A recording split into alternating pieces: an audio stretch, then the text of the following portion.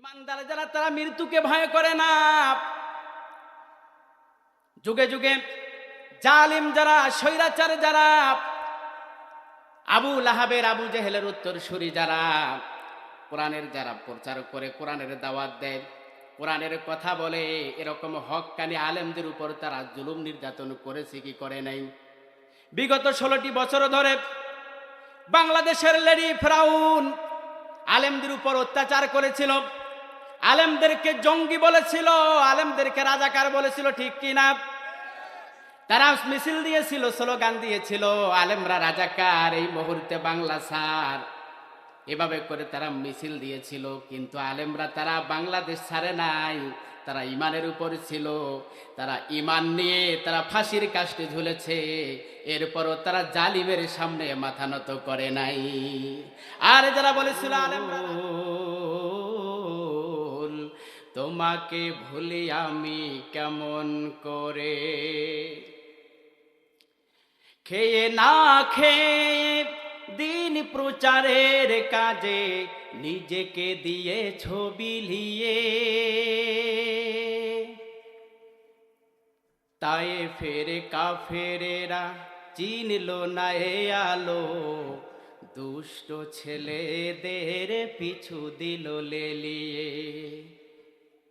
খেয়ে না খেয়ে দিন প্রচারের কাজে নিজেকে দিয়ে ছবি লিয়ে, তাই ফের কাফেরেরা চিনল না হে আলো, দুষ্ট ছেলেদের পিছু দিল লেলিয়ে।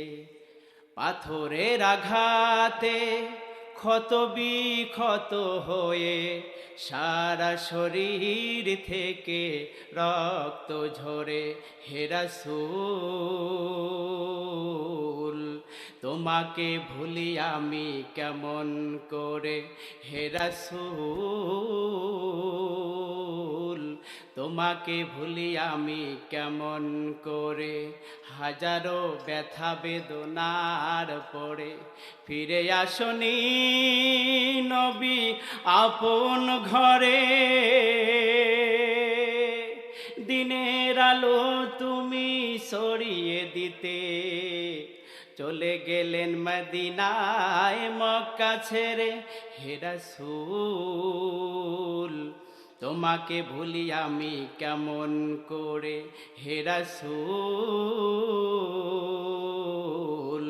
তোমাকে ভুলি আমি কেমন করে। আল্লাহ নবী সাল্লাল্লাহু আলাইহি ওয়াসাল্লাম তিনি যখন নবুয়ত প্রাপ্ত হলেন, নবুয়ত প্রাপ্ত হওয়ার পরে মানুষদেরকে যখন দ্বীনের দাওয়াত দেওয়া শুরু করে দিলেন, যেই নবীকে মক্কার কাফের মুশরিকেরা ছোটবেলা থেকে as-সাদিক আল-আলামিন, সবচেয়ে বড় বিশ্বাসী, সবচেয়ে বড় সত্যবাদী বলে ডাকত, সেই নবীজি যখন তাদেরকে দ্বীনের দাওয়াত দেওয়া শুরু করলেন, কোরআনের দাওয়াত দেওয়া শুরু করলেন, আর কোরআনের দাওয়াত দেওয়ার সাথে সাথে মক্কার কাফের মুশরিকেরা আপনার আমার নবীজির বিরুদ্ধাচরণ করা শুরু করে দিল। তার কারণ মক্কার কাফের মুশরিকেরা তারা ঠিকই জানে নবীজি যে কোরআনের দাওয়াত দেয়, দ্বীনের দাওয়াত দেয়, সত্য নবী আমাদের মাঝে এসেছে। কিন্তু আমরা যদি মুহাম্মাদের আনুগত্য করি, মুহাম্মাদের ধর্মকে স্বীকার করে নেই, কোরআনকে স্বীকার করে নেই, তাহলে তো আমাদের মান সম্মান থাকবে না, আমাদের ক্ষমতা চলে যাবে, আমাদের পাওয়ার চলে যাবে, আমাদেরকে কেউ ভালোবাসবে না, আমাদের নেতৃত্ব কর্তৃত্ব সব কিছু আমরা হারিয়ে যাব। তারা কি করলো?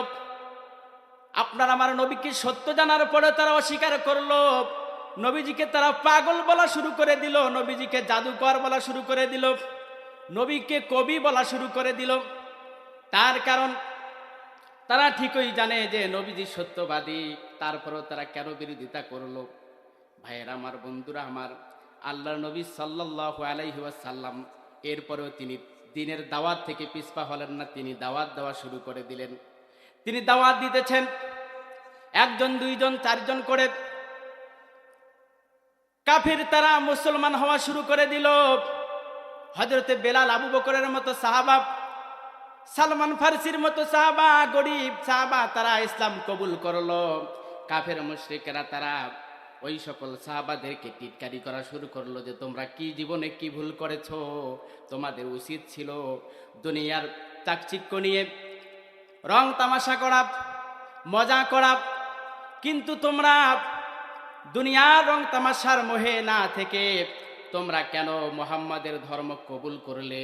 হযরতে আবু বকরকে বলল, রে আবু বকর, তোমার তো অনেক টাকা পয়সা ছিল, এখন তুমি গরিব হয়ে গেছো, মুহাম্মাদের ধর্ম কবুল করে মুহাম্মাদের ধর্ম তুমি ছেড়ে দাও, তুমি তোমার জীবনটাকে বরবাদ করে ফেলেছো।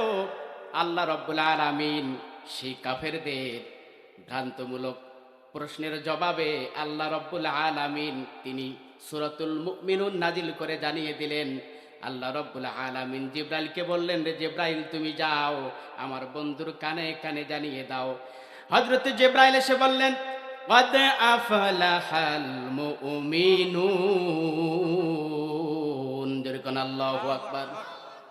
সূরা নাজিল হয়ে গেল, আয়াত নাজিল হয়ে গেল যে পৃথিবীর বুকে ধন সম্পদ, টাকা পয়সা, বাড়ি গাড়ি এগুলোর মাঝে সফলতা নয়, সফল হলো যারা ঈমান আনবে, ঈমানের উপর অবিচল থাকবে, ঈমান নিয়ে পৃথিবীর থেকে বিদায় নিবে, এরাই হলো পৃথিবীর বুকে সবচেয়ে সফল ব্যক্তি। বলেন সুবহানাল্লাহ। এক ব্যক্তির মনে করেন টাকা পয়সা, ধন দৌলত, অনেক কিছুই আছে ভাইয়েরা আমার, কিন্তু সে মৃত্যুর সময় ঈমান নিয়ে যাইতে পারলো না, তাহলে ওই লোকটা কিন্তু জান্নাতে যাবে না। কিন্তু একজন লোক দুনিয়ার বুকে টাকা পয়সা, বাড়ি গাড়ি সব কিছুই সে ছাড়ল, কিন্তু সে ঈমান নিয়ে অন্ধকার কবরে চলে গেল, ওই ব্যক্তি জান্নাত পাবে কি পাবে না? ওই ব্যক্তি জান্নাত পাবে, দুনিয়া আখিরাতে সফল হয়ে যাবে। ভাইয়েরা আমার, এই জন্য এই পৃথিবীর বুকে যারা খাঁটি ঈমানদার,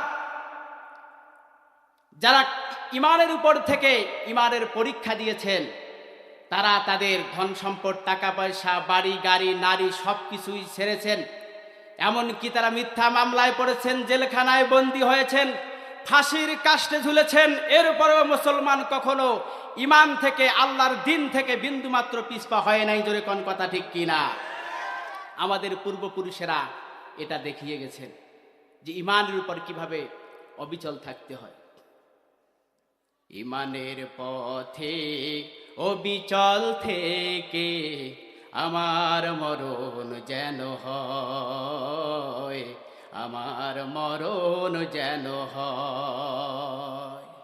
তোমারই কাছে মিনতি আমার, তোমারই কাছে মিনতি আমার, মহামহিম দয়াময়।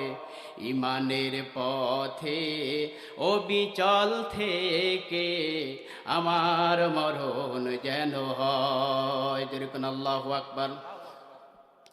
ভাইয়েরা আমার, ঈমানদার যারা, তারা মৃত্যুকে ভয় করে না। যুগে যুগে জালিম যারা, স্বৈরাচার যারা, আবু লাহাবের, আবু জেহেলের উত্তরসূরি যারা, কোরআনের যারা প্রচার করে, কোরআনের দাওয়াত দেয়, কোরআনের কথা বলে, এরকম হক্কানি আলেমদের উপর তারা জুলুম নির্যাতন করেছে কি করে নাই?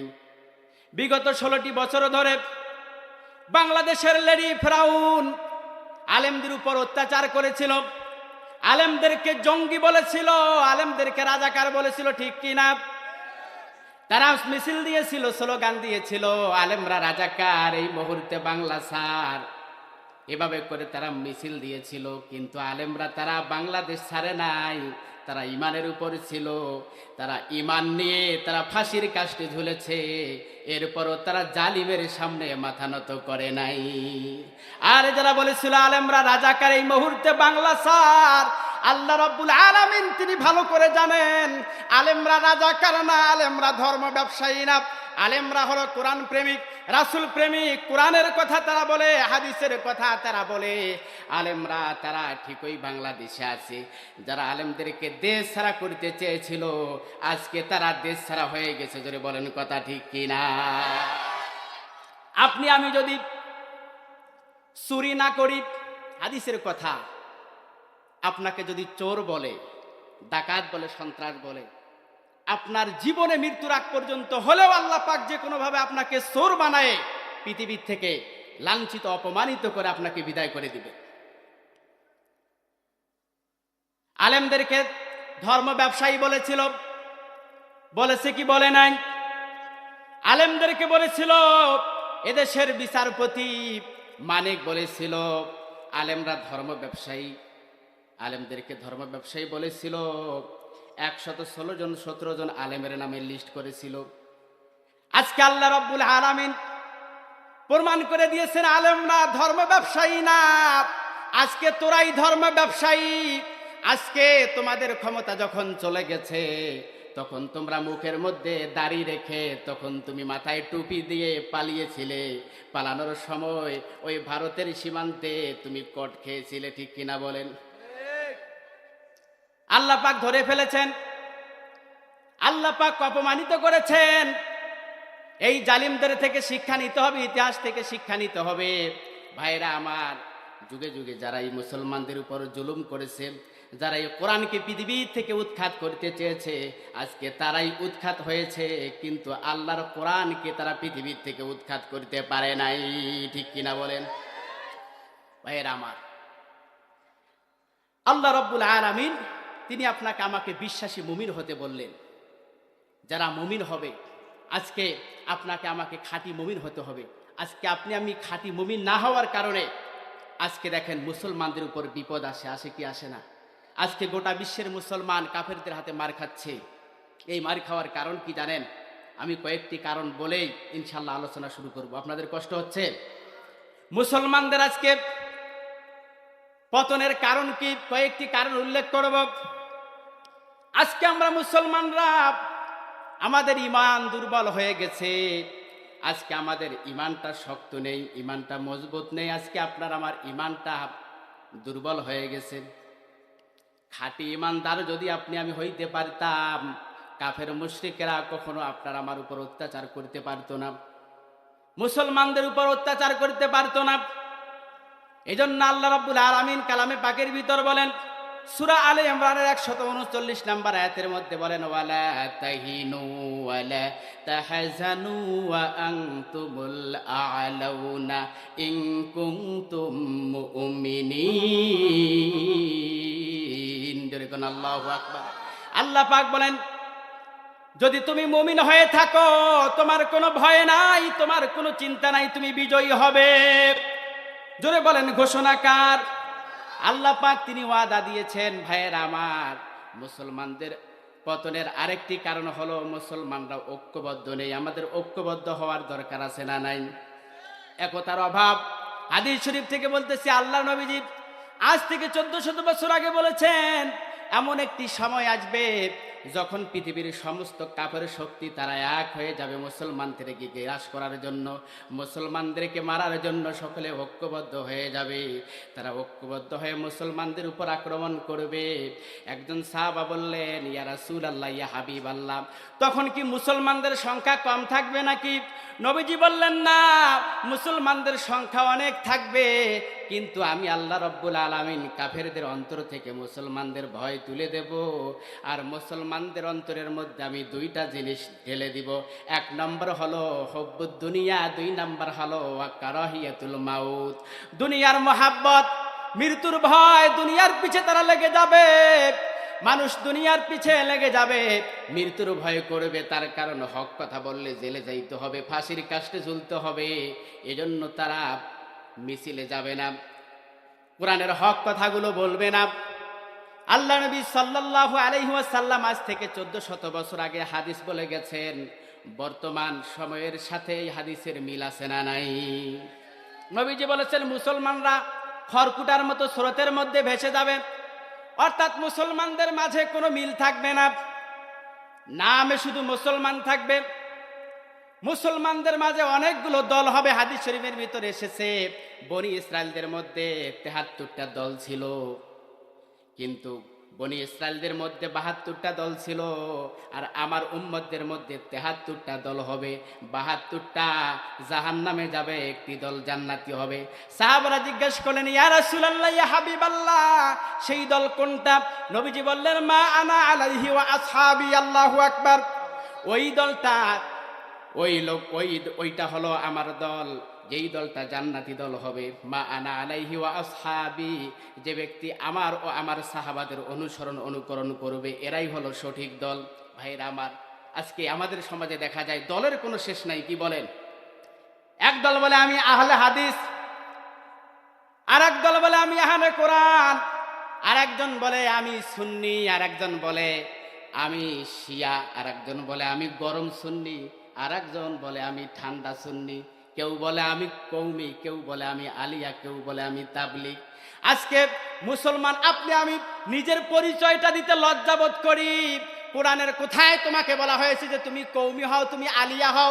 নিজের পরিচয় তুমি সুন্নি দাও, নিজের পরিচয় তুমি ওহাবি দাও, নিজের পরিচয় তুমি আহলে হাদিস দাও।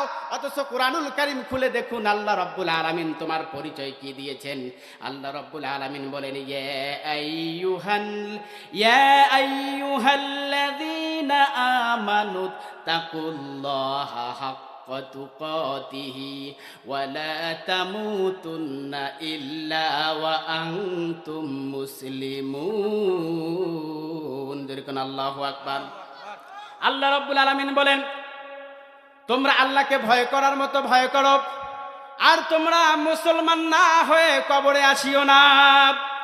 আমাদের একটা পরিচয় হলো আমরা মুসলমান। আমরা মুসলমান, আমাদের কোরআন এক, আমাদের কোরআন দুইটা নাকি? আমাদের কোরআন একটা, আমাদের নবী একজন। কোরআনকে বিশ্বাস করি, নবীকে বিশ্বাস করি, নবীর আদর্শকে বিশ্বাস করি।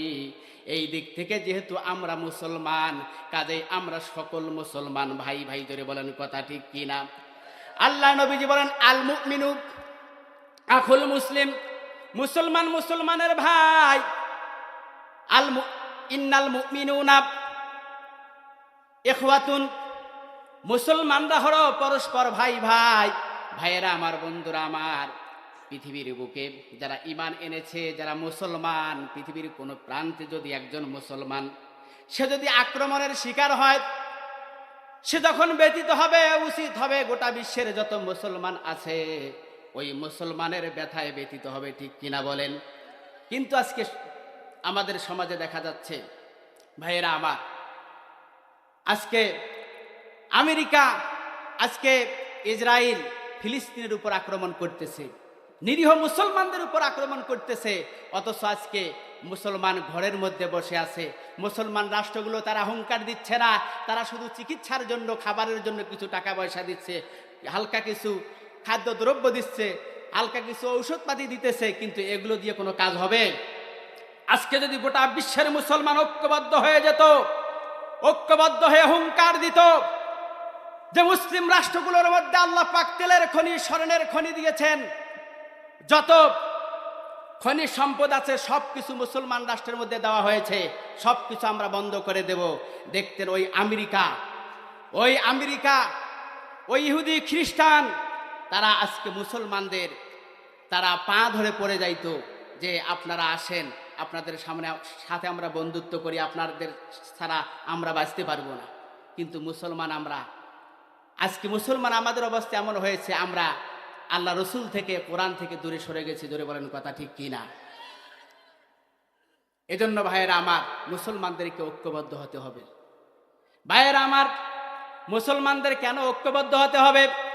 তার কারণ আল্লাহ রাব্বুল আলামিন সূরা আলে ইমরানের ভিতরে বলতেছেন, ওয়াতাসিমু বিহাবলিল্লাহি জামিআন ওয়া লা তাফাররাকু। যেরকম আল্লাহু আকবার। আল্লাহ পাক বলেন যে তোমরা আল্লাহর রজ্জুকে, দিনকে ঐক্যবদ্ধভাবে আঁকড়ে ধরো, তোমরা পরস্পর বিচ্ছিন্ন হইও না। কিন্তু আজকে আমরা মুসলমান বিচ্ছিন্ন হয়ে গেছি, এক দলের সাথে আরেক দলের মিল নাই। আলেমে আলেমে বিভেদ এখন, জালিমে জালিমে দোস্তি, পথের ঠিকানা জানা নেই কারো, কে কোথায় পাবে স্বস্তি, কে কোথায় পাবে স্বস্তি। আলেমে আলেমে বিভেদ এখন, জালিমে জালিমে দোস্তি, পথের ঠিকানা জানা নেই কারো, কে কোথায় পাবে স্বস্তি, কে কোথায় পাবে স্বস্তি। সালাতে দুহাত কোথায় বাঁধবে, নাভির উপর বুকে, আমিন বলবে চুপি সরে নাকি সজোরে আওয়াজ ফুকে, ঠিক কিনা? ছোট আর ছোট বিষয় নিয়ে চলছে ভীষণ দ্বন্দ্ব, সব দল ভাবে আমরাই ভালো অন্যরা কালো মন্দ, ফরজ নিয়ে তো মারামারি নেই, নফলে সফল ডুব, টুপি হীরাকার আকৃতি নিয়ে গবেষণা হয় খুব, ঠিক কিনা বলেন? আজকে যদি লম্বা টুপি দেখে বলে এটা জামাতের লোক, যদি পাঁচকল্লি দেখে বলে এটা চরমনাইয়ের লোক, আবার সুতা দিয়ে জাল টুপি দেখলে তাবলিগের লোক, এরকম বলে কি বলে না? আজকে আমরা টুপিটাকে দিয়ে আজকে ইসলামকে ভাগ করে ফেলেছি, জামাকে দিয়ে পাঞ্জাবিকে দিয়ে ইসলামটাকে ভাগ করে ফেলেছি, আর একদল আরেক দলের লোককে আমরা দেখতে পাই না। আর এই যখন দেখতে পারি না, মুসলমান হয়ে মুসলমানদের দেখতে পারি না, এই সুযোগটা কাফের মুশরিক ফাসেক ফজ্জার তারা গ্রহণ করে মুসলমানদের উপর আক্রমণ করতেছে। জোরে বলেন কথা ঠিক কিনা? ফরজ নিয়ে তো মারামারি নেই, নফলে সফল ডুব, টুপি হীরাকার আকৃতি নিয়ে গবেষণা হয় খুব, এসব দেখে আব্রাহা দেখো হাকিয়ে বেড়ায় হস্তি, জালিমে জালিমে দোস্তি, জালিমে জালিমে দোস্তি, আলেমে আলেমে বিভেদ এখন, জালিমে জালিমে দোস্তি, পথের ঠিকানা নাই, পথের ঠিকানা জানা নেই কারো, কে কোথায় পাবে স্বস্তি, কে কোথায় পাবে স্বস্তি। খেতির নেশায় আলেমের মন ব্যস্ত, ভীষণ ব্যস্ত, এই সমাজের সব কাজ তাই জালিমের হাতে ন্যস্ত, ঠিক কিনা বলেন? আজকে মুসলমান খেতি নিয়ে বসে আছি, আজকে হুজুর হয়ে গেছি, মসজিদের একটি ইমামতি পাইলে মনে করি আমি কি হয়ে গেছি। আজকে যদি প্রধানমন্ত্রী ডাক দেয় শুধু একটু মিলাদের জন্য দাওয়াত করবে, মনে করি অনেক কিছু হয়ে গেছি। রে আলেম, তোমার কি স্বপ্ন হয় না? তুমি কি জানো না আমার নবীজি শুধু পেটের মধ্যে পাথর বেঁধে মা ফাতেমার বাড়িতে যায় নাই ক্ষুধার্ত অবস্থায়? যেই নবী পেটে পাথর বেঁধে মা ফাতেমার বাড়িতে গিয়েছিলেন, সেই নবী মদিনা রাষ্ট্রের মধ্যে 10 বছর প্রেসিডেন্ট হিসেবে দায়িত্ব পালন করেছেন, ঠিক কিনা বলেন? আজকে তুমি খেতির নেশায় কি বলো, একজন জাহান্নামী লোককে, একজন ফাঁসের ফজ্জারকে তুমি আজকে জান্নাতি বানিয়ে দিচ্ছ। আজকে শুধু তুমি আলেম হয়েছো, তেল মারতেছো, জালিমেরা রাষ্ট্র চালাচ্ছে। খেতির নেশায় আলেমের মন ব্যস্ত, ভীষণ ব্যস্ত, এই সমাজের সব কাজ তাই জালিমের হাতে ন্যস্ত, ঠিক কিনা বলেন? নিজের হিসেবে করে না আলেম, অন্যের কথা ভাবে, বিরোধকারীরা জান্নাতে নাকি জাহান্নামে যাবে। লক্ষ কাফের ফাসিক ফতোয়া পকেটে আছে জমা, আল্লাহর কাছে ছাড় আছে তবু তার কাছে নাই ক্ষমা। এরারে চেরাগে চিনতে পারেনি এখনো আপন পর, জালিমের হাতে চলে গেছে তাই নিজের সাজানো ঘর। সালতানাতের মিনার হারিয়ে আশ্রয় তার বস্তি, জালিমে জালিমে দোস্তি, আলেমে আলেমে বিভেদ এখন, জালিমে জালিমে দোস্তি, পথের ঠিকানা জানা নেই কারো, কে কোথায় পাবে স্বস্তি, কে কোথায় পাবে স্বস্তি, ঠিক কিনা জোরে বলেন? আজকে যদি এই বাংলাদেশের আলেমরা ঐক্যবদ্ধ হতো যে আমরা কে পীরের মুরিদ আছি, কে জামাতি, কি হেফাজতি, কি কৌমি, কি আলিয়া, কোনো ভেদাভেদ নেই, যেহেতু আমাদের একটাই উদ্দেশ্য আল্লাহর জমিনে আল্লাহর দিন কায়েম করা, ঠিক কিনা বলেন? প্রতিটি দলের প্রধানদেরকে, লোকদেরকে যদি বলা হয় আপনি কি আল্লাহর জমিনে আল্লাহর দিন কায়েম চান, তারা বলবে যে হ্যাঁ, আল্লাহর জমিনে আল্লাহর দিন কায়েম হোক, এটা আমরা চাই। একামতে দিন, নামাজ রোজা যেভাবে ফরজ, একামতে দিন, আল্লাহর জমিনে আল্লাহর দিন কায়েম করাও ফরজ না নফল? আল্লাহর জমিনে আল্লাহর দিন কায়েম করাও ফরজ। তা আমাদের উদ্দেশ্য যদি এক হয়, আমাদের মৌলিক ভেদাভেদগুলোকে আমরা ভুলে গিয়ে আমরা পরস্পর ভেদা, এই বাংলাদেশে ইসলামী শাসন ব্যবস্থা কায়েম হবে, ঠিক কিনা বলেন? আলেমরা এদেশ পরিচালনা করবে, আমরা এটা চাই কি চাই না? আল্লাহর কোরআন দ্বারা এই দেশ চলবে, আমরা চাই কি চাই না? আল্লাহ রাব্বুল আলামিন কবুল করুন, সকলে বলি আল্লাহুম্মা আমিন। এই কোরআনের আইন যদি দেশের মধ্যে চালু হয়ে যায়, তাহলে এই দেশ সুদ মুক্ত হবে, এই দেশ ঘুষ মুক্ত হবে, এই দেশ সন্ত্রাস মুক্ত হবে, এই দেশ চাঁদাবাজ মুক্ত হবে, ঠিক কিনা বলেন? আল্লাহ পাক কবুল করুন, সকলে বলি আল্লাহুম্মা আমিন। কষ্ট হচ্ছে আপনাদের?